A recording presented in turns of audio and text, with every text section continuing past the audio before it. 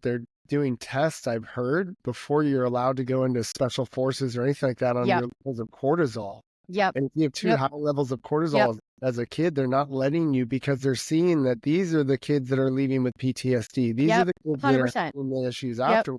Yep. I have this conversation with my friend Andy a lot. He was a Navy SEAL for 8 years, Yep. and I went into the military actually because of him.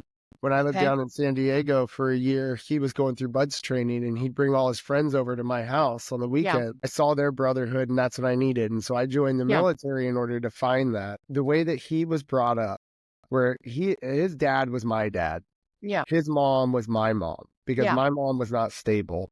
Yep. So I was at their house.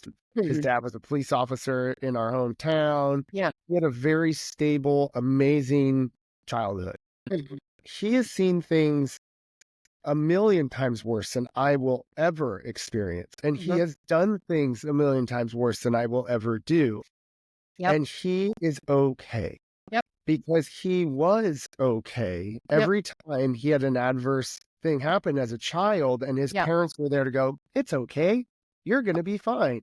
And Yep. check it out. Here's why."